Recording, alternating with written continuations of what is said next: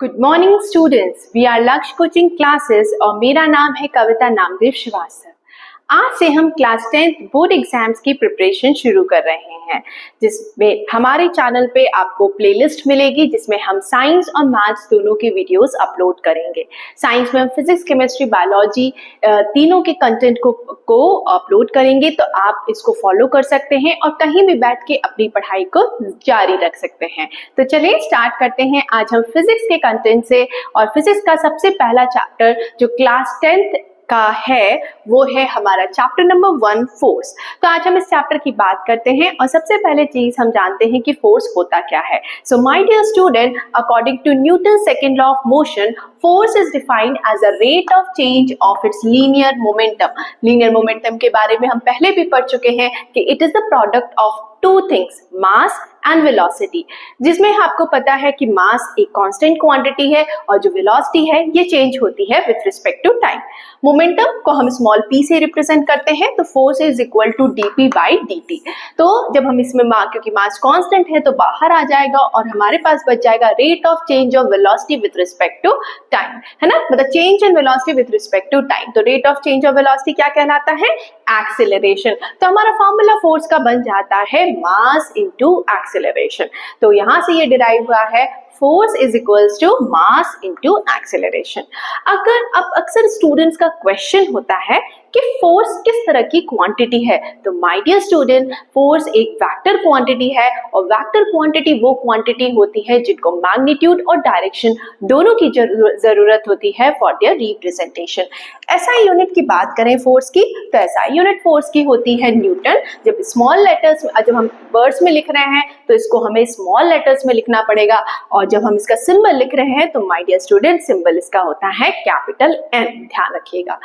अगर gravitational unit की बात करें फोर्स की तो ये होता है kgf, किलोग्राम फोर्स, ओके, और ये बराबर होता है g न्यूटन। g वही है जो एक्सेलरेशन ड्यू टू ग्रेविटी हमने पढ़ा था 9.8 मीटर पर सेकेंड स्क्वायर, और इसको कैलकुलेशन पर्पस के लिए हम राउंड ऑफ करके 10 मीटर पर सेकेंड स्क्वायर भी लिखते हैं। तो kilogram force is equals to g newton. मतलब मान लेते हैं अगर 10 kgf का फोर्स अप्लाई किया जा रहा है तो वो किसके बराबर है? 10 इंटू 10 मतलब 100 न्यूटन के बराबर। या फिर अगर हम 9.8 वैल्यू लिख रहे हैं g की 9.8 मीटर पर सेकेंड स्क्वायर, तो हमारा फोर्स हो जाएगा 98 न्यूटन के बराबर। ना अब हम बात करेंगे कि फोर्स का what are the effects of force on different kinds of body. तो आपको पता है कि कोई भी बॉडी या तो रिजिड होगी या नॉन रिजिड बॉडी होगी। तो जब फोर्स को हम अप्लाई करते हैं एक परफेक्टली रिजिड बॉडी पे, तो इट कॉजेज ओनली मोशन, सिर्फ मोशन होगा, मतलब बॉडी रेस्ट से मोशन में आ जाएगी। Okay, so only motion is happening over here. लेकिन जब हम फोर्स को अप्लाई करते हैं एक नॉन रिजिड बॉडी पे, तो हमें दोनों चीजें देखने को मिलती है। There would be change in the shape and the size and there would be motion also. Now let's talk about कि क्या जब हम फोर्स को अप्लाई करते हैं रिजिड बॉडी पे तो किस तरह के मोशन देखने को मिलते हैं। So my dear student, there are two types of motion that are observed when we apply force on a rigid body. Okay, तो जब स्टेशनरी रिजिड बॉडी पे अप्लाई करते हैं तो सबसे पहला जो हमें देखने को मिलता है ट्रांसलेशनल या लीनियर मोशन। इसमें बॉडी फ्री है मूवमेंट के लिए, so body is free to move, and जैसे ही हम फोर्स अप्लाई करेंगे इस पे तो it starts moving in a straight line path. एक एग्जांपल के लिए आपको मैं देना चाहूंगी कि जैसे एक बॉल है, ग्राउंड पे रखी है, तो अगर हम इस पे फोर्स अप्लाई करेंगे तो बॉल जिस डायरेक्शन में हमने फोर्स अप्लाई किया है it will start moving in a straight line path, और यही कहलाता है लीनियर या ट्रांसलेशनल मोशन। दूसरा तरह का मोशन हमें देखने को मिलता है जब कोई बॉडी आपकी फ्री नहीं है मूवमेंट के लिए, it is fixed at a point. Okay, so when the body is pivoted at a fixed point, एक suitable point पे हमने इसको फिक्स कर रखा है, तो अगर इस टाइम पे अगर फोर्स अप्लाई गई तो बॉडी तुरंत रोटेट करने लगेगी। जैसे आपने साइकिल चलाई ही होगी, साइकिल के अगर व्हील को आप ध्यान से देखें तो वो रोटेट करती है और बीच में जो पॉइंट है वो इसका पिवटेड पॉइंट है। ओके, या कार की स्टीयरिंग व्हील्स को देखें तो कार की स्टीयरिंग व्हील्स क्या है, दो ही डायरेक्शन में मूव कर सकती है, या फिर क्लॉकवाइज या एंटी क्लॉकवाइज मूव कर सकती है। Okay, so in rotational body the body is not free to move and it starts rotating around a fixed point. Now अब हम बात करते हैं टर्निंग इफेक्ट ऑफ फोर्स की। तो टर्निंग इफेक्ट होता क्यों है? टर्निंग इफेक्ट कोई बॉडी जब टर्न करती है तो that is caused because of the quantity movement of force या torque. So the turning effect of body is due to the movement of force. अब मूवमेंट ऑफ फोर्स या torque क्या है? So my dear student, it is a product of two things, one is the magnitude of force and another is the perpendicular distance of force from point O. अब इसको समझते हैं। जैसे ये body है, इसको हमने जो फिक्स्ड पॉइंट कर रखा है दैट इज नेम्ड एज ओ, तो ये यहाँ पे पिवटेड है, तो जैसे ही हम इस पे फोर्स अप्लाई करेंगे तो ये रोटेट करना शुरू कर जाएगी। सो यहाँ पे ये जो OP है ये हमारा परपेंडिकुलर डिस्टेंस है और यहाँ पे हम फोर्स अप्लाई कर रहे हैं, तो इस परपेंडिकुलर डिस्टेंस से कहाँ पे, तो this AP is basically known as the line of action. Okay, तो ये क्या कहलाएगी? AP लाइन ऑफ एक्शन कहलाएगी। सो जो मोमेंट ऑफ फोर्स है दो फैक्टर्स पे डिपेंड करता है, एक है मैग्नीट्यूड ऑफ फोर्स और दूसरा है perpendicular distance of the force from the pivoted point. तो अगर हम बात करें फॉर्मूला बन जाएगा tau is equal to F into OP। OP ध्यान दीजिएगा ये परपेंडिकुलर डिस्टेंस है, okay, from the line of action. अब हम बात करें SI unit of moment of force, तो देखिए ये प्रोडक्ट फोर्स और परपेंडिकुलर डिस्टेंस क्या है? फोर्स की SI यूनिट न्यूटन पढ़ी अभी हमने, और परपेंडिकुलर डिस्टेंस की यूनिट क्योंकि लेंथ है तो मीटर होगी, तो इसकी SI यूनिट हो जाती है न्यूटन मीटर और ग्रेविटेशनल यूनिट हो जाती है kgf मीटर। ओके, अगर हम CGS यूनिट की बात करें तो ये होती है डाइन सेंटीमीटर या GF मतलब ग्राम फोर्स सेंटीमीटर। अब एक बहुत इंपॉर्टेंट रिलेशन यहाँ पे हमसे पूछा जाता है कि 1 न्यूटन मीटर कितने डाइन सेंटीमीटर के बराबर है? तो माय डियर स्टूडेंट, आपको पता है कि 1 newton 10 to the power 5 dyne के बराबर होता है और 1 मीटर में होते हैं 100 सेंटीमीटर, तो हमारी 1 न्यूटन मीटर हो जाती है 10 to the power 7 dyne centimetre के बराबर। नाउ अगर हम बात करें ग्रेविटेशनल यूनिट की तो 1 kgf 9.8 न्यूटन मीटर के बराबर है और 1 gram force centimetre 980 dine centimetre के बराबर है। तो ये थी हमारी SI यूनिट्स और CGS यूनिट की बात। नाउ अब हम बात करेंगे मोमेंट। तो दो तरह के मोमेंट हमें देखने को मिलते हैं, एक होता है क्लॉकवाइज मोमेंट और दूसरा होता है एंटी क्लॉकवाइज मोमेंट। तो क्लॉकवाइज या एंटी क्लॉकवाइज कहाँ से आया? आपने घड़ी देखी होगी, तो घड़ी में कैसे मूवमेंट होता है? 0 पे आती है सुई, फिर 3 मतलब 1 आपका 12 पे होती है 1 2, फिर 1 पे आती है 2 पे आती है 3, सो 1 3 6 9 और फिर वापस से 12। तो वो जो जिस तरह से घड़ी की सुइयां मूव कर रही हैं उसको हम कहते हैं क्लॉकवाइज डायरेक्शन, और अगर इसके अगेंस्ट मूव कर रही है तो एंटी क्लॉकवाइज। तो वहीं से आया है। तो जब भी जब कोई बॉडी टर्न कर रही है और effect to turn is clockwise तो इसको हम नेगेटिव क्लॉक मोमेंट कहेंगे। ओके, इसकी वैल्यू हम नेगेटिव लेंगे। तो clockwise moment is basically the effect of turning a body in clockwise direction. Okay, इसको हम नेगेटिव कंसिडर करते हैं और जो डायरेक्शन ऑफ रोटेशन होता है वो इनवर्ट होता है, that is away from the observer. अब एंटी क्लॉकवाइज मोमेंट के पॉइंट सारे बिल्कुल अपोजिट हैं फ्रॉम द क्लॉकवाइज मोमेंट। यहाँ पे effect of turn is in anti clockwise direction, इसको हम पॉजिटिव लेते हैं, और direction of rotation is outward. पिछले में इनवर्ड था, इस बार आउटवर्ड है, that is towards the observer. अब कोई भी बॉडी रोटेट करती है तो हम दो तरीके से डायरेक्शन ऑफ रोटेशन, तो यहाँ पे क्या होगा, या तो बॉडी क्लॉकवाइज मूव करेगी या एंटी क्लॉकवाइज। तो डायरेक्शन ऑफ रोटेशन अगर हमें चेंज करना है तो दो तरीके हैं। पहला, the direction of changing the application of force. जैसे अगर आप कार को देखिए तो जो स्टीयरिंग व्हील्स होती है उसमें आप क्या कर रहे हैं, अगर फोर्स को आपका डायरेक्शन एप्लीकेशन मतलब एक बार आपने इधर से अप्लाई किया, ठीक है, तो आपका जो रोटेशन होगा वो इस डायरेक्शन में होगा। अगर आप एप्लीकेशन का डायरेक्शन चेंज कर दे, आप यहाँ की जगह आप यहाँ पे रोटेट करने लगे तो डायरेक्शन तो रिवर्स हो जाएगा, है ना। तो एक तो तरीका है by changing the direction of application of force, और दूसरा तरीका है by changing the direction of force. इसी हाथ में पकड़े हुए हैं स्टीयरिंग व्हील और आप ऊपर की तरफ अप्लाई करके तो बॉडी आपकी इधर की तरफ क्लॉकवाइज डायरेक्शन में, अगर आप यहीं पे इसी पॉइंट पे फोर्स आप नीचे की तरफ तो तुरंत एंटी क्लॉकवाइज डायरेक्शन। तो हम डायरेक्शन ऑफ रोटेशन को दो तरीके से चेंज कर सकते हैं। आगे बढ़ने कपल के बारे में, आगे जब जो टॉपिक है वो कपल है, उसके बारे में जानने से पहले एक बार हम रिवाइज कर लेते हैं। यहाँ तक अभी हमने क्या पढ़ा, तो सबसे पहले हमने फोर्स के बारे में पढ़ा था, that is the rate of change of its linear momentum. फिर हमने इसके एसआई यूनिट के बारे में बात करी, ये है न्यूटन और केजीएफ, एंड एक वेक्टर क्वांटिटी है। इफेक्ट ऑफ फोर्स की बात, तो दो तरीके हमने देखे कि अगर रिजिड बॉडी पे अप्लाई किया जाए तो सिर्फ मोशन होगा, अगर नॉन रिजिड बॉडी पे अप्लाई करें तो it would be change in the shape and size as well as motion.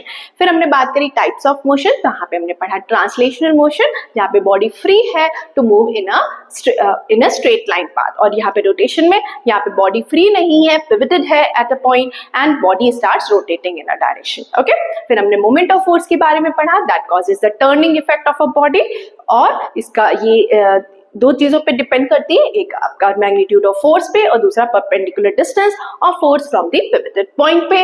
फिर हमने पढ़ा कि जो मोमेंट ऑफ फोर्स है एक वेक्टर क्वांटिटी है, इसकी सीजीएस यूनिट होती है डाइन सेंटीमीटर और एसआई यूनिट होती है न्यूटन मीटर। और फिर हमने क्लॉकवाइज मोमेंट को पढ़ा, जिसमें टर्निंग इफेक्ट क्लॉकवाइज डायरेक्शन में हो रहा है और एंटी क्लॉकवाइज डायरेक्शन में turning effect anti clockwise direction में हो रहा है। और फिर हमने पढ़ा डायरेक्शन ऑफ रोटेशन, जिसको हमने देखा कि दो तरीके से हम चेंज कर सकते हैं, by changing the application of the force and by changing the direction of force. I hope यहाँ तक कोई क्लियर है। अगर कोई भी डाउट आप अभी फेस कर रहे हैं तो आप कमेंट सेक्शंस में लिख सकते हैं, और फिर हम इसके थोड़ी देर में पढ़ने वाले हैं कपल के बारे में। सो स्टूडेंट्स, अब हम बात करने वाले हैं कपल की। तो कपल क्या है? A pair of forces acting on a body. अब कैसे एक्ट कर रहा है इसको समझते हैं। तो यहाँ पे अगर कई बार डेफिनेशन पूछी जाती है व्हाट एग्जैक्टली इज कपल, तो कपल क्या है? टू इक्वल फोर्सेस हैं that are opposite in direction, okay, they are parallel forces that are not acting along the same line of action. Okay? तो यहाँ पे pair of forces, अब ये pair of forces क्या है? जब हम बात pair की कहते हैं तो यहाँ इसका मतलब यहाँ पे दो forces act कर रहे हैं। एक force कौन सा होता है? जो हम apply करते हैं, और जो दूसरा force होता है जिसको हम reaction force कहते हैं, that is basically equal in magnitude with the applied force but direction wise it is just opposite. अब इसी को समझते हैं with an example। तो आपने अक्सर देखा होगा कि जब हम डोर को क्लोज करते हैं या ओपन करते हैं तो हम फोर्स अप्लाई करते हैं, तो हम फोर्स एक्सर्ट करते हैं कहाँ पे? इसके हैंडल पे। तो जो फोर्स हम एक्सर्ट कर रहे हैं हैंडल पे, that is the applied force. लेकिन अगर हम बात करें कि फोर्स ऑफ रिएक्शन वो कहाँ पे एक्ट कर रहा है, तो यहाँ पे माय डियर स्टूडेंट आपको पता है कि जो डोर होता है वो एक किसी फ्रेम पे, तो जो फ्रेम होता है वो फिक्स होता है वॉल पे, और यहाँ पे हिंजेस होते हैं जिसको हिंदी में हम कब्जे भी कहते हैं, जिससे डोर अटैच्ड होता है फ्रेम से, है ना। तो यहाँ पे जो डोर है जब हम इसको ओपन या क्लोज करते हैं तो क्या है? It is doing the rotational motion. ये रोटेट हो रहा है क्योंकि यहाँ पे हिंज क्या है? पिवटेड पॉइंट है, और door is free to move around. तो यहाँ पे क्या है? वो पिवट है, वो एक फिक्स पॉइंट से फिक्स्ड है। तो जो फिक्स्ड पॉइंट है, जो हिंजेस है, वो पिवटेड पॉइंट है, and body is creating a rotational motion. Okay, तो यहाँ पे जो एक फोर्स जो एक्शन है that is the exerted on the handle of the door, and reaction force है जो कि बिल्कुल बराबर मैग्नीट्यूड में है बट डायरेक्शन वाइज क्या है? अपोजिट है। ओके, अब हम बात करते हैं मोमेंट ऑफ कपल की। अब कपल कहाँ पे यूज होता है? तो ये कई सारी जगह पे है डेली लाइफ में। अगर हम देखें तो कपल, इसको समझने से पहले हम मोमेंट ऑफ कपल को समझेंगे। मोमेंट ऑफ कपल के लिए मेरे पास एक एग्जांपल है, जैसे कि ये मेरे पास मार्कर है। अब मैंने इसको क्या किया? अपनी फिंगर से होल्ड कर रखा है इसे। अब मैं फोर्स जैसे ही अप्लाई कर रही हूँ तो ये जो जहाँ पे मैंने फिंगर से होल्ड कर रहा है that is a pivoted point, क्योंकि ये फिक्स्ड है। अब जैसे मैं यहाँ पे फोर्स अप्लाई करती हूँ तो ये जो ब्लू साइड है मार्कर की, दिस एंड गोज डाउन, है ना, वर्टिकली डाउनवर्ड जा रहा है, और उसका जस्ट अपोजिट एंड अगर हम ध्यान से देखें तो इट इज राइजिंग अप, तो ये वर्टिकली अपवर्ड। तो यहाँ पे मैंने एक आयरन रॉड ले रखी है, यहाँ पे ये जो फिक्स्ड पॉइंट है दैट इज O, यहाँ पे पॉइंट A है, दूसरा एंड हमने B मार्क कर रखा है। तो जब यहाँ पे एंटी क्लॉकवाइज डायरेक्शन में इसको रोटेट कर रहे हैं बिल्कुल इस तरीके से, तो देखिए ये वाला हिस्सा ऊपर जा रहा है। ओके, तो ये क्या हो गया? फोर्स ऑफ रिएक्शन हो गया, और ये हमारा फोर्स ऑफ एक्शन हो गया।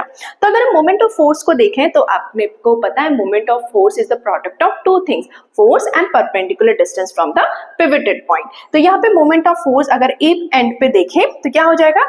F into OA। OA is the perpendicular distance from pivot point. इसी तरह से moment of force at B point देखें तो यहाँ पे B पॉइंट है, तो यहाँ पे जो परपेंडिकुलर डिस्टेंस है वो OB हो जाएगा पिवट पॉइंट से, तो F इंटू OB। अब देखिए यहाँ पे किस डायरेक्शन में बॉडी मूव कर रही है, the body is moving in anti clockwise direction, ठीक है। तो यहाँ पे जब total movement of couple find out करेंगे, कपल ऑफ, मैंने आपको बताया a pair of forces acting on a body, तो यहाँ पे दो फोर्सेज एक्ट कर रहे थे F into OA plus F into OB। क्योंकि फोर्स दोनों इक्वल मैग्नीट्यूड में, तो हम इसको कॉमन ले सकते हैं। सो यहाँ पे क्या बच गया, F in bracket OA plus OB, मतलब F इंटू AB। AB क्या है, इट्स अ टोटल लेंथ है, टोटल ये लाइन ऑफ एक्शन है ये पूरा, so that is the couple arm, okay.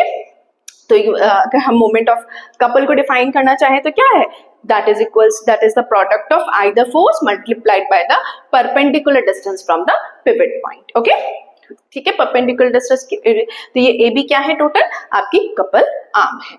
अब देखते हैं कि ये कहाँ पे देखने को मिलता है। तो डेली लाइफ में हम देखते हैं बहुत सारे एग्जांपल्स है जहाँ पे हमें कपल देखना को मिलता है, जहाँ पे ये पेयर ऑफ फोर्सेस साथ में एक्ट कर रहे होते हैं, जो कि इक्वल इन मैग्नीट्यूड है बट अपोजिट इन डायरेक्शन है। अब ये क्या है, दोनों पैरेलल फोर्सेस, जैसा कि डेफिनेशन कह रही थी, two equal and opposite parallel forces not acting along the same line. अब not acting along the same time, तो देखिए ये वर्टिकली डाउनवर्ड जा रहा था, ये ऊपर जा रहा है, तो लाइन ऑफ एक्शन सेम नहीं है, okay. So that is the meaning of it. तो सबसे पहले जब हम किसी रिंच की हेल्प से किसी नट को ओपन करते हैं तो वहां पे कपल एक्ट करता है। जब हम वाटर टैप को टर्न करते हैं तो वहां पे भी किसी एक फोर्स की से रोटेशन बिल्कुल पॉसिबल नहीं है। आप ट्राई करके देख लीजिएगा कि अगर आप एक ही उससे अगर टैप को रोटेट करें, कई बार क्या होता है, बॉटल का कैप फ्री हो जाता है ना। क्यों? क्योंकि जिस डायरेक्शन में फोर्स अप्लाई करें उसी डायरेक्शन में तो बॉटल कभी भी या तो ओपन नहीं होती या फिर क्लोज नहीं हो पाती है। ऐसे ट्रैप के साथ भी होता है। सो दैट इज इट, ठीक है। टर्निंग अ की इन द लॉक, जब हम की को घुमाते हैं तब लॉक में, तो वहां पे भी कपल एक्ट करता है। और स्टीयरिंग व्हील, कार की स्टीयरिंग व्हील को अगर आप होल्ड करते हैं तो वहां पे भी आपको होल्ड करते हैं। एक किसी सिर्फ अप्लाइड फोर्स से रोटेशन प्रोड्यूस नहीं हो सकता है, okay. So that is an example of couple. तो इनमें से आप कोई भी एग्जांपल लिख सकते हैं कपल के बारे में। तो ये था हमारा टॉपिक कपल। अब हम बात करेंगे इक्विलिब्रियम ऑफ बॉडीज की। तो जब कई सारे फोर्स एक्ट कर रहे होते हैं किसी बॉडी पे और बॉडी में स्टेट ऑफ रेस्ट या मोशन में कोई चेंज नहीं हो रहा, बॉडी के स्टेट में, अगर वो ऑब्जेक्ट रेस्ट में है तो वो रेस्ट में ही रहता है, अब अगर मोशन में है तो वो मोशन में ही रहेगा। अब आप सोच रहे होंगे कौन से फोर्सेस एक्ट कर रहे हैं, ओके। तो जब हम रिजल्टेंट फाइंड आउट करेंगे सारे फोर्सेस का, वो जीरो होगा, मतलब कोई भी चेंज नहीं हो रहा है स्टेट ऑफ रेस्ट या स्टेट ऑफ मोशन में। तो जो इक्विलिब्रियम, तब हम कहेंगे कि body is in the state of equilibrium, मतलब हम फोर्सेस भी अप्लाई कर रहे हैं फिर भी बॉडी की स्टेट ऑफ रेस्ट और मोशन में चेंज नहीं हो रहा है, तो इस टाइम पे बॉडी क्या है, it is in the state of equilibrium. अब कौन से होते हैं equilibrium, okay, so let's understand. सो अगर हम टाइप्स ऑफ इक्विलिब्रियम की बात करें तो दो तरह के इक्विलिब्रियम होते हैं। फर्स्ट है स्टैटिक इक्विलिब्रियम, दूसरा है डायनेमिक इक्विलिब्रियम। स्टैटिक इक्विलिब्रियम, देखिए स्टैटिक वर्ड कर रहा है, मतलब कुछ चीज मूव नहीं और स्टैटिक है। अगर मैं कहूँ मैं यहाँ पे इस प्लेस पे स्टैटिक हूँ तो यहाँ पे there is no movement happening in the body, ठीक है। तो यहाँ पे जब हम फोर्स भी अप्लाई कर रहे हैं, जब body under the influence of force है और फिर भी वो स्टेट ऑफ रेस्ट को चेंज नहीं करती है, वो रेस्ट में है और रेस्ट में ही रहती है और फोर्सेस एक्ट भी कर रहे हैं, तब यह कहलाएगा स्टैटिक इक्विलिब्रियम। जैसे कि एक एग्जांपल देते हैं, एक टेबल है, उस पे हमने एक बुक को रखा है, वो बुक जब तक हम उस पे कोई फोर्स अप्लाई नहीं करेंगे इट वोंट बी मूविंग, है ना। आप समझिए, क्या उस टाइम पे जब बुक टेबल पे रखी हुई है क्या वो इक्विलिब्रियम में है या नहीं है, तो इसको समझते हैं। यहाँ पे क्या, मेरा क्वेश्चन आपसे, क्या यहाँ पे कुछ फोर्सेस एक्ट कर रहे हैं? यस, तो ज्यादातर आंसर होगा कि नहीं एक्ट कर रहे हैं। बट माय डियर स्टूडेंट, अभी भी कोई फोर्स, यहाँ पे सेवरल फोर्सेस आर एक्टिंग। वो कौन से फोर्सेस हैं उनके बारे में बात करते हैं। तो वेट ऑफ द बॉडी है ना, तो यहाँ पे बुक हमारी ऑब्जेक्ट है, तो they would be weight of that book that would be acting vertically downward, नीचे की तरफ एक्ट कर रहा होगा। लेकिन एक और फोर्स एक्ट कर रहा है जो है normal reaction of force. Normal reaction force equal in magnitude है बट डायरेक्शन वाइज अपोजिट है। Weight downward act, vertically downward act कर रहा था, normal reaction force vertically upward act कर रहा है। तो अगर हम रिजल्टेंट इनका फाइंड आउट करेंगे तो क्या होगा, मैग्नीट्यूड वाइज दोनों इक्वल है, डायरेक्शन वाइज अपोजिट है, तो जब इनको सम करेंगे तो जीरो आ जाएगा, मतलब there won't be any change in the state of rest of a book, okay. तो यहाँ पे जो रिजल्टेंट आ रहा है सारे फोर्सेस का, दैट इज कमिंग जीरो। तो इसका हम कह सकते हैं कि this book is in static equilibrium. अब बात करते हैं डायनेमिक इक्विलिब्रियम की। तो जब कोई object is in the state of motion even under the influence of several forces are acting on it, तब ये कहलाएगा डायनेमिक इक्विलिब्रियम। ओके, डायनेमिक मतलब मोशन से रिलेटेड है। तो आपने ये जरूर ट्राई किया होगा अपने बचपन में कि आपने एक स्ट्रिंग ली होगी, उसके एक एंड से एक स्टोन बांध दिया होगा और दूसरे एंड को अपने हाथ में पकड़ के, and when you start whirling it around, है ना, तो ये सर्कुलर मोशन में घूमने लगती है ना। ट्राई किया? अगर नहीं ट्राई किया है तो उसको जरूर से ट्राई करिएगा। ओके, तो जैसे हम इसको मूव कराते हैं तो ये जो स्ट्रिंग है इसमें में जो फोर्स एक्ट कर रहा है, दैट इज द टेंशन। इस tension, the tension in the string provides the necessary centripetal force. जो इसको सर्कुलर पाथ में घूमने के लिए जो फोर्स जरूरत है उसको हम कह रहे हैं सेंट्रीपिटल फोर्स, वो प्रोवाइड करती है ये टेंशन। ओके, सो ये ऐसे, अब यहाँ पे क्या होता है, द ऑब्जेक्ट जब ऐसा करते हैं तो object starts moving in circular path with uniform speed. Okay, तो यूनिफॉर्म स्पीड से मूव करने लगता है। तो यहाँ पे हमारे क्या है, इसकी वजह से ऑब्जेक्ट मोशन में ही रहेगा, मोशन में था और मोशन में ही रह रहा है। There is no change in the state of the motion of an object. Okay, तो यहाँ पे it is set in the dynamic equilibrium. Okay, तो अभी हमने टाइप्स ऑफ इक्विलिब्रियम पढ़ा। अब दो तरह के दो इंपॉर्टेंट कंडीशन है टू सेट एन इक्विलिब्रियम। पहले कंडीशन है कि resultant of all forces acting on a body has to be zero. जितने भी फोर्सेस अगर बॉडी पे एक्ट कर रहे हैं और उनका सम जीरो आ जा रहा है, इसका मतलब body is in state of equilibrium. और दूसरा है कि आपका the sum of the moments of force, मतलब sum of the torque acting on an object has to be zero. Okay, मतलब sum of anti-clockwise moment and sum of clockwise moment has to be, अगर हम इनका sum कर दें तो it has to come zero. Okay, so ये दो important condition है to set a body in equilibrium. Okay, और यहीं से आता है principle of moment. So according to principle of moment, the in the state of equilibrium, okay, the sum of clockwise moment is equal to sum of anti-clockwise moment. Okay, तो यहाँ तक एक बार revise कर लेते हैं सारी चीजों को। तो आज हमने क्या पढ़ा अभी के कपल के बारे में, जो कि दो इक्वल एंड अपोजिट फोर्सेस हैं that are not acting along the same line. फिर हमने पढ़ा कुछ एग्जांपल्स, जैसे कि opening a wrench, opening a nut by wrench, turning a water tap, tightening a bottle cap. Okay, फिर हमने पढ़ा मोमेंट ऑफ कपल, जो कि प्रोडक्ट है either force and perpendicular distance का। फिर हमने इक्विलिब्रियम के बारे में पढ़ा, जब when number of forces are acting on a body and there is no change in the state of rest और motion of an body, then body is said to be in equilibrium. फिर हमने पढ़ा types of equilibrium के बारे में, जहाँ पे हमने static equilibrium and dynamic equilibrium की बात करी। एंड फिर हमने बात करी कंडीशन ऑफ इक्विलिब्रियम की। So resultant of all forces has to be zero and sum of resultant of all moment of force has to be zero. Okay, तो ये दो कंडीशंस हैं। और फिर हमने पढ़ा प्रिंसिपल ऑफ मोमेंट्स के बारे में। तब हम नेक्स्ट टॉपिक की तरफ बढ़ते हैं, सेंटर ऑफ ग्रेविटी के। तो अगर आपका कोई भी डाउट है तो आप कमेंट सेक्शन में मुझे लिख सकते हैं, और इसके बाद हम पढ़ते हैं सेंटर ऑफ ग्रेविटी। तो स्टूडेंट्स, अब हम पढ़ेंगे हमारा नेक्स्ट टॉपिक जो है सेंटर ऑफ ग्रेविटी। तो आप देखिए, कोई भी अगर ऑब्जेक्ट अगर हम लेते हैं तो वो बना होता है कई सारे छोटे छोटे पार्टिकल से, और आपको पता है हर पार्टिकल का वेट भी होगा। और वेट कहाँ पे एक्ट करता है? डाउनवर्ड डायरेक्शन में, वर्टिकली डाउनवर्ड डायरेक्शन में हर पार्टिकल का वेट एक्ट करता है। तो एक पॉइंट तो ऐसा होना चाहिए जहाँ पे सारे पार्टिकल्स का वेट कंसंट्रेटेड हो, एक ही जगह पे हो। तो किसी भी ऑब्जेक्ट की अगर हम बात करें तो वो बना होता है कई सारे पार्टिकल से। तो जब हम इंडिविजुअली सारे वेट्स का, मोमेंट्स ऑफ वेट को ऐड करते हैं तो हमें कंसंट्रेटेड वेट मिल जाता है। तो अगर हम बात करें, यही जो पॉइंट जहाँ पे जो entire weight of the body जो can be considered to be at this point, वो पॉइंट कहलाता है सेंटर ऑफ ग्रेविटी। तो सेंटर ऑफ ग्रेविटी की डेफिनेशन होती है, this is a point about which the algebraic sum of moments of weight of all particle constituting the body is zero। तो यहाँ पे जो ओवरऑल वेट होगा उसकी वैल्यू क्या आ जाएगी? जीरो। मतलब वेट, ओवरऑल वेट कौन सा होगा? W is equal to W1 plus W2 plus W। अगर n नंबर ऑफ पार्टिकल से अगर कोई ऑब्जेक्ट बना हुआ है तो उसमें सबका सम ऑफ मोमेंट्स ऑफ वेट, उसका सम आना चाहिए जीरो। अब हम बात करते हैं सेंटर ऑफ ग्रेविटी की। तो हमारे कोई भी ऑब्जेक्ट अगर हम देखें, या तो उसकी प्रॉपर शेप होगी या वो इम्प्रॉपर शेप का होगा। तो ऐसे ऑब्जेक्ट जो जिनकी प्रॉपर शेप होती है उनको हम रेगुलर यूनिफॉर्म ऑब्जेक्ट्स कहते हैं।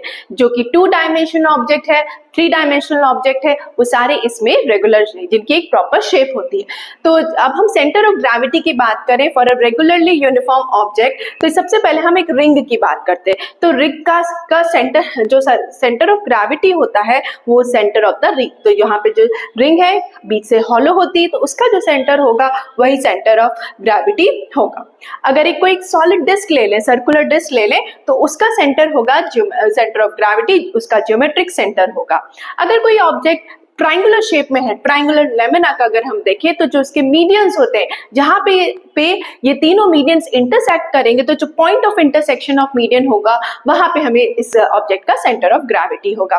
रेक्टेंगुलर लेमिना की बात करें, या किसी पैरेललोग्राम की बात करें, या किसी स्क्वायर की बात करें, या रोम्बस की बात करें, इस तरह के जो आपके 4 साइड्स के ऑब्जेक्ट्स होते हैं, तो इनका जो सेंटर ऑफ ग्रेविटी होता है वो point of intersection of diagonals, जहां पे डायगोनल्स इंटरसेक्ट करते हैं वहीं पे सेंटर ऑफ ग्रेविटी होता है। अगर किसी रॉड की बात करें, जो एक सॉलिड ऑब्जेक्ट है, तो उसका centre of gravity mid point of rod होगा, है ना। मिड पॉइंट, जहां पे अगर ये एक रॉड मान लेते हैं, तो इसका जो बीच का पॉइंट होगा वहीं पे सेंटर ऑफ ग्रेविटी होगा। अगर किसी सिलेंड्रिकल ऑब्जेक्ट की बात करें, तो इसका मिड पॉइंट होगा एक्सिस ऑफ सिलेंडर पे। अगर किसी कोन की बात करें, अगर कोन बीच से हॉलो है, जैसे कि आपका आइसक्रीम का कोन हो गया, तो बीच से हॉलो होता है ना, तो इस तरह के ऑब्जेक्ट के लिए जो इसका सेंटर ऑफ ग्रेविटी होगा वो बेस से अगर हम टोटल हाइट देखें कोन की, तो उसके h/3 पर होगा। मान लीजिए अगर 10 सेंटीमीटर हाइट है टोटल इसकी, तो इसमें जो सेंटर ऑफ ग्रेविटी होगा वो 3.33 सेंटीमीटर पे होगा। अगर वहीं पे कोन आपका सॉलिड हो जाए, तो सॉलिड कोन में जो आपका सेंटर ऑफ ग्रेविटी होगा वो हाइट से h/4 पे होगा। अब बात करते हैं centre of gravity for irregular lamina. आपको लग रहा होगा ये तो इर्रेगुलरली शेप्ड ऑब्जेक्ट है, तो इसके कैसे फाइंड करेंगे? तो ये बहुत ही आसान तरीका है। आपको क्या करना है, कोई भी इर्रेगुलरली शेप्ड ऑब्जेक्ट है उस पे 3 होल्स मार्क करने हैं, A, B और C। फिर आपको एक रेड रॉड स्ट्रैंड लेना है। रेड रॉड स्टैंड नहीं है तो आप कोई दीवार में कील भी ले सकते हैं, जिसपे आप उस ऑब्जेक्ट को होल को हैंग करेंगे। तो ए से जब हैंग करेंगे तो क्या होगा, जब भी हम कपड़े अगर टांगते हैं तो इधर से इधर ऐसे से ऑसिलेट करने लगेगा ना, तो जब हम होल ए से पे रखेंगे तो ऑब्जेक्ट ऑसिलेट करने लगेगा। लेकिन ऑसिलेट करने के बाद वो रेस्ट पे भी आएगा। जब ये रेस्ट पे आ जाए तो हम एक स्ट्रेट लाइन ड्रॉ करेंगे जो कि नीचे की तरफ आएगी। इसी तरह से हम सेम प्रोसीजर बी और सी पॉइंट के साथ भी रिपीट करेंगे। जब तीनों हमें इस लाइंस मिल जाएगी, जिसको हम प्लम लाइन कह रहे हैं, ये मिल जाएंगी, इनके इंटरसेक्शन पॉइंट पे हमारा सेंटर ऑफ ग्रेविटी होगा। अब हमने पढ़ लिया है सेंटर ऑफ ग्रेविटी के बारे में। तो अगर स्टैटिक इक्विलिब्रियम में कोई ऑब्जेक्ट है तो उसका सेंटर ऑफ ग्रेविटी क्या होगा? तो आपको 2 इंपॉर्टेंट बातें याद रखना है कि किसी भी बॉडी का अगर स्टैटिक इक्विलिब्रियम में होना है तो सेंटर ऑफ ग्रेविटी नीचे, जितना भी नीचे हो सके वो रखना चाहिए, तभी वो बॉडी स्टैटिक इक्विलिब्रियम में। एक छोटे से एग्जाम्पल के लिए आपने देखा होगा कार का में की हाइट हम सबसे कम रखते हैं, जैसे कि उस पर बैलेंस अच्छे से मेंटेन हो सके। वहीं पे एक बस या ट्रक देखो तो इनकी हाइट बहुत ज्यादा होती है ना, तो यहाँ पे इसमें क्या होता है, इनको कंट्रोल करना काफी डिफिकल्ट हो जाए। दूसरी चीज क्या है, जो सेंटर ऑफ ग्रेविटी है हमेशा बेस से ऊपर और जो ज्योमेट्रिक सेंटर है उससे नीचे होना चाहिए, तभी कोई ऑब्जेक्ट स्टैटिक इक्विलिब्रियम में रहेगा। अब हम बढ़ते हैं हमारे नेक्स्ट टॉपिक की तरफ, जो है uniform circular motion. Uniform circular motion, तो ऑब्जेक्ट क्या है, it is moving in a circular path. तो इसमें आपको कुछ बातें याद रखनी है कि ऑब्जेक्ट मूव कर रहा है सर्कुलर पाथ में। दूसरा पॉइंट जो आपको याद रखना है कि speed of the object is constant, मतलब equal distance is covered in equal interval of time, और ऐसे मोशन को हम कहते हैं यूनिफॉर्म मोशन। अब यहाँ पे आप देखिए ध्यान से, जब भी कोई ऑब्जेक्ट सर्कुलर पाथ में मूव करता है तो उसका डायरेक्शन हर बार चेंज हो रहा है। तो स्पीड तो कांस्टेंट थी, बट वेलोसिटी आपको पता है एक वेक्टर क्वांटिटी वो क्वांटिटी है जिन्हें मैग्नीट्यूड और डायरेक्शन दोनों की जरूरत है। मतलब वेलोसिटी का मैग्नीट्यूड तो स्पीड के बराबर ही है, लेकिन यहाँ पे डायरेक्शन चेंज हो रहा है, इसका मतलब वेलोसिटी चेंज हो रही है, और जब वेलोसिटी चेंज होती है विद रिस्पेक्ट टू टाइम का मतलब मोशन कैसा है, एक्सेलरेटेड है। तो ध्यान रखिएगा कि यहाँ पे ऑब्जेक्ट सर्कुलर पाथ में मूव कर रहा है, स्पीड कांस्टेंट है, वेलोसिटी वैरी कर रही है, तो नॉन यूनिफॉर्म वेलोसिटी है और मोशन एक्सेलरेटेड है। नाउ अब हम बात करते हैं सेंट्रीपिटल फोर्स की। जब भी कोई ऑब्जेक्ट सर्कुलर पाथ में घूमता है तो it is always attracted towards the centre. अब जो ऑब्जेक्ट को सर्कुलर पाथ में रख रहा है और जो फोर्स अंदर की तरफ एक्ट करता है वो है centripetal force. So force acting on a body moving in a circular path in a direction towards the centre of circular path is called the centripetal force, और एक ये रियल फोर्स है। दूसरा है centrifugal force. Centrifugal force it is assumed by the observer. उसे लगता है कि this kind of force is acting on it. Okay, force assumed to be acting on a body in the direction away from the centre. कई बार हम merry go round पे घूमते हैं तो हमें ऐसा लगता है कोई फोर्स हमें बाहर की तरफ खींच रहा है। जो बाहर की तरफ खींच रहा हुआ जो फोर्स हम एक्सपीरियंस करते हैं, it is observe by the observer. वो फोर्स क्या है? सेंट्रीफ्यूगल फोर्स है। ये रियल फोर्स नहीं है। ओके, तो इसका डायरेक्शन जो सेंट्रीफ्यूगल फोर्स है वो अपोजिट होता है from the direction of centripetal force. अब सेंट्रीपिटल फोर्स कहाँ पे एक्ट कर रहा था? अंदर की तरफ, और सेंट्रीफ्यूगल फोर्स कहाँ पे कर रहा है? बाहर की तरफ। बट ये मत समझिएगा कि एक रिएक्शन फोर्स है, क्योंकि याद है ना, एक्शन और रिएक्शन हमेशा दो अलग अलग बॉडीज पे एक्ट करते हैं, बट यहाँ पे तो ये दोनों फोर्स सेम बॉडी पे एक्ट कर रहे हैं, तो इसलिए हम इसको रिएक्शन फोर्स नहीं करेंगे। And it is not a real force, क्योंकि ये एक फिक्शियस फोर्स है जो कि एक्सपीरियंस कर रहा है observer moving in a circular path along with the body के साथ अलोंग मूव कर रहा है। एक एग्जाम्पल के लिए, अगर हम एक स्टोन को टाई करें, एक एंड हमारे हाथ में रहने दें और दूसरे एंड पे स्टोन को टाई कर दें और उसको घुमाने लगे, तो हमेशा वो ऑब्जेक्ट आपका जो ऑब्जेक्ट होगा वो सर्कुलर पाथ में मूव कर रहा है। तो जिस वजह से वो अंदर की तरफ खिंचा हुआ है, okay, that is the centripetal force. कैसे जनरेट हुआ ये centripetal force? Tension in the string. जितनी टेंशन है वो that is providing the required centripetal force. लेकिन वहीं पे अगर हम सेंट्रीफ्यूगल की फोर्स को एक्सपीरियंस करना चाहें तो अगर गलती से ये स्ट्रिंग टूट जाए तो कहाँ पे स्टोन जाएगा? बाहर की तरफ आ जाएगा, तब वो सर्कुलर पाथ में नहीं मूव करेगा। तो प्लैनेट्स जिस तरह से हमारी सन के अराउंड घूम रहे हैं, वहां पे सेंट्रीपिटल फोर्स देखने को मिल रहा है, जो कि किसका रिजल्ट है? Because of the gravitational force that is existing between the planet and the sun. Moon का अर्थ के अराउंड चक्कर लगाना, वहां पे भी gravitational force between moon and the earth is responsible for creating the centripetal force. तो एक बार revise कर लेते हैं सारी चीजों को। तो अभी हमने पढ़ा सेंटर ऑफ ग्रेविटी के बारे में, जहां पे हमने देखा कि centre of gravity for regular uniform object, और साथ में हमने बात करी centre of gravity for finding for the irregular lamina. Okay, तो इर्रेगुलर शेप्ड ऑब्जेक्ट को। फिर हमने पढ़ा यूनिफॉर्म सर्कुलर मोशन के बारे में, जहां पे ऑब्जेक्ट मूव कर रहा है सर्कुलर पाथ में with constant speed and variable velocity, और मोशन कैसा है? Accelerated motion. फिर हमने सेंट्रीपिटल फोर्स के बारे में कहा, जो कि एक्ट करता है towards the centre of the circular path. और सेंट्रीफ्यूगल फोर्स बेसिकली ये रियल फोर्स नहीं है, एक फिक्शियस फोर्स है जो कि एक्ट करता है अवे फ्रॉम द सेंटर। तो आई होप आपको ये सारा कंटेंट पसंद आया होगा। तो प्लीज हमारे चैनल को लाइक करिएगा, जितना ज्यादा से ज्यादा हो सके शेयर करिएगा और सब्सक्राइब भी करिएगा। साथ में इसको फॉलो करना मत भूलिएगा, क्योंकि हम अपने इस पे और भी साइंस के, फिजिक्स, केमिस्ट्री, बायोलॉजी और मैथ्स के वीडियोस अपलोड करते रहेंगे। तो स्टे कनेक्टेड। Thank you.